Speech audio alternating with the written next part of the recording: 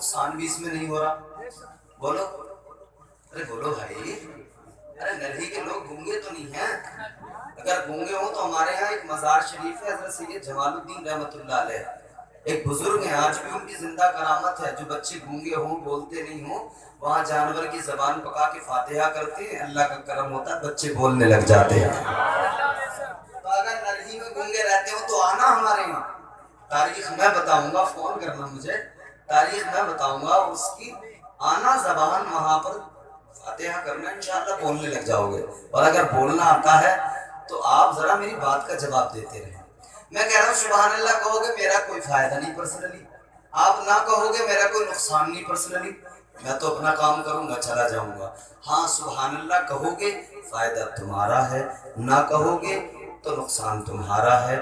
بس اتنا سا ہے کہ اگر تم کہو گے تو مجھے لگے گا سن رہے ہو، نہیں کہو گے مجھے لگے گا شاید آپ کو میری بات سمجھ میں نہیں آئی، تو اب آپ کی مرضی ہے، بولیں گے آپ کہیں گے اللہ پاک ہے تو اللہ تبارک و تعالیٰ بھی بندے سے خوش ہوتا ہے نا، میرا بندہ مجھے پاک کہہ کے بلا رہا ہے۔ ذرا بیداری کے ساتھ کہیں سبحان اللہ۔ جب بعض لوگوں کو چڑ ہوتی ہے اس بات سے، یار یہ مولویوں کا ڈرامہ بھی سمجھ میں نہیں آتا، جو آئے گا وہ ہاتھ اٹھاؤ، یہ والا اٹھاؤ، یہ ابا کے نام پہ اٹھا دو، یہ اماں کے نام پہ اٹھا دو، لوگ چڑ جاتے ہیں، یار یہ کیا ہے، مولویوں کا ڈرامہ سمجھ میں نہیں آتا۔ یہ نقیب صاحب ہمارے ماشاءاللہ بڑی محنت کر رہے ہیں، ایک جلسے میں سے نقیب صاحب نے کہتے ایک ہاتھ اپنے ابا کے نام پہ اٹھاؤ پھر کہو سبحان اللہ، دوسرا اپنی اماں کے نام پہ اٹھاؤ پھر کہو سبحان اللہ۔ ایک آدمی چڑھ گیا، وہ کہنے لگا مولانا صاحب دو پیر رہ گئے ہیں، کہو تو ساس سسر کے نام پہ نہیں بھی اٹھا دوں؟ تو لوگ چڑھ جاتے ہیں، تو بھائی چڑھنا نہیں، پریشان نہیں ہونا، آپ کو اچھا لگے تو بولنا، ٹھیک ہے؟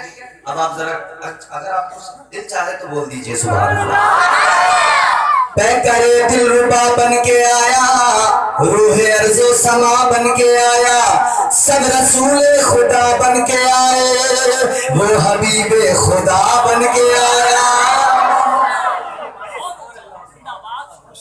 سیدہ آمنہ کا دلارا اور حلیمہ کی آنکھوں کا تارا، وہ شکستہ دلوں کا سہارا، بے بسوں کی دعا بن کے آیا، بادشاہوں نے کی ہے غلامی، تاجداروں نے دی ہے سلامی، بے مثال ان کا نام گرامی، مصطفیٰ مجتبیٰ بن کے آیا، دست قدرت نے ایسا سجایا، حسن تخلیق کو رشک آیا، جس کا رتبہ کسی نے نہ پایا، وہ خدا کی رضا بن کے آیا، جس کا رتبہ کسی نے نہ پایا، وہ خدا کی رضا بن کے آیا۔ حضور آئے، اللہ نے رحمت بنا کے بھیجا، بے شک سبحان اللہ۔ پروردگار عالم رب لم یزل و لا یزال خالق ارض و سما نے زمین پیدا کی بندوں کے لیے، انسانوں کے لیے، اللہ نے آسمان بنایا بندوں کے لیے، ہم لوگوں کے لیے بنایا، چاند کو اللہ نے پیدا کیا اپنے بندوں کے لیے پیدا کیا، سورج کو پیدا کیا ہم لوگوں کے لیے پیدا کیا، جو چیزیں انسان کے لیے ضروری تھی اللہ نے ہر چیز کو پیدا کیا، اللہ نے زمین بنائی، آسمان بنایا، چاند بنایا، سورج بنایا، ستارے بنائے، پانی بنایا، ہوا بنائی، ہر شے کو اللہ نے پیدا کیا، مگر احسان نہیں جتایا، لیکن جب محبوب کو پیدا کیا تو اللہ نے احسان جتا دیا اور قرآن میں اعلان کر دیا، اے میرے بندو، اے مومنو، اللہ نے تم پر احسان کر دیا کہ تمہارے درمیان اپنا رسول بھیج دیا۔ اللہ کا احسان ہے اور اس نے جتایا اس احسان کو، اللہ نے جتایا احسان، بندوں کو بتایا کہ میں نے احسان کیا تم کو جو اپنا محبوب بھیجا ہے۔ کون آیا؟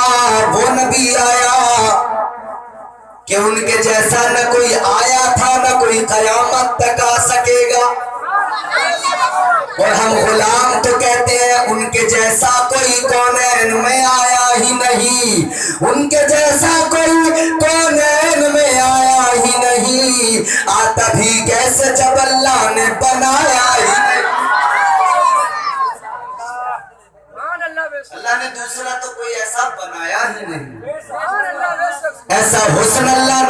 کو نہیں دیا، ایسا جمال اللہ نے کسی کو نہیں دیا۔ صاحب کمال دنیا میں بہت آئے مگر جیسے میرے نبی ایسا کوئی دنیا میں نہیں آیا۔ اللہ اکبر کبیرہ۔ آؤ ذرا تمہیں مصطفیٰ کا جمال بھی بتا دوں اور مدینے والے کا کمال بھی بتا دوں، ذرا دل لگا کے محبت سے کہہ دے سبحان اللہ۔ تاجدار مدینہ والی کونین صلی اللہ تعالیٰ علیہ وسلم کا جمال بھی سن لو اور میرے آقا کا کمال بھی سن لو۔ اللہ اکبر کبیرہ۔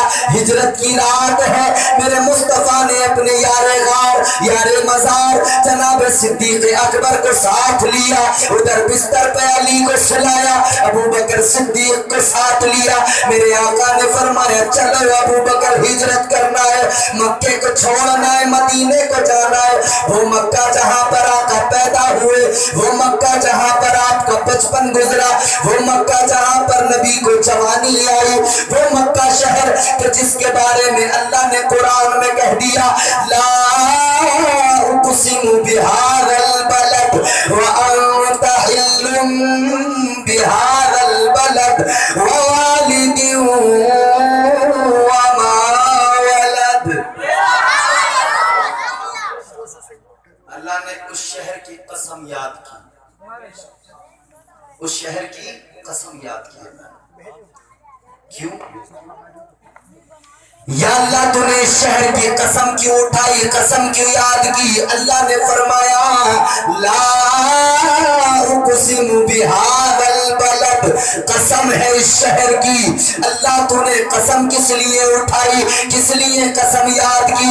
تو اللہ نے فرمایا وَأَنْتَ حِلٌّ بِهَذَا الْبَلَدِ، اس لیے قسم اٹھائی ہے، اس لیے قسم کو یاد کیا ہے کہ اس شہر کے اندر میرا محبوب رہتا ہے۔ وہ مکہ چھوڑ دیا اس نے۔ تھوڑی دیر سنیں گے نا تو ابھی آواز جو متاثر ہے وہ تھوڑی دیر میں انشاءاللہ اپنی جگہ پہ آئے گی، پھر اور آپ لطف اندوز ہوں گے۔ مسلسل پورا مہینہ یہ تقریباً گزر گیا بولتے بولتے، مگر انشاءاللہ آپ کی محبت ہے۔ میں آپ کو صرف تقریر سناؤں، میں چاہتا ہوں آپ سنیں کچھ، میں آپ کو لطیفے ادھر ادھر کی باتیں نہیں سناؤں۔ مکہ شہر، حضور کہاں پیدا ہوئے بولو؟ زور سے بولو۔ دیکھو اپنی نئی نسل کو، اپنے بچوں کو یہ یاد کرا دو نبی پیدا کہاں ہوئے، نبی کی ماں کا نام کیا ہے، نبی کے والد کا نام کیا ہے، نبی کے والدین کی شان کیا ہے، نبی کے خاندان کا نام کیا ہے، نبی کے دادا کا نام کیا ہے، نبی کی دادی کا نام کیا ہے، کہ کم از کم ہم اپنے بچوں کو بیسک چیزیں تو یاد کرا دیں۔ تو نبی پیدا ہوئے مکے میں، اور مکہ بھی بڑی عظمت والا شہر ہے کیونکہ وہاں اللہ کا گھر کعبہ ہے۔ کعبہ، ہر انسان کعبے کو دیکھنا چاہتا ہے۔ اے میرے عزیزو یاد رکھنا، کعبہ وہ مقدس اللہ کا گھر ہے، وہ پاکیزہ گھر ہے خدا کا کعبہ، کہ جب کوئی حاجی حج کرنے کے لیے جاتا ہے، میرے آقا نے فرمایا جب جانے والا کعبے پہ نظر ڈالتا ہے، جب اس کی پہلی نظر کعبے پہ پڑتی ہے، جب وہ کعبے پہ پہلی نظر پڑتی ہے اور وہ اللہ کی بارگاہ میں دعا کرتا ہے، میرے آقا نے فرمایا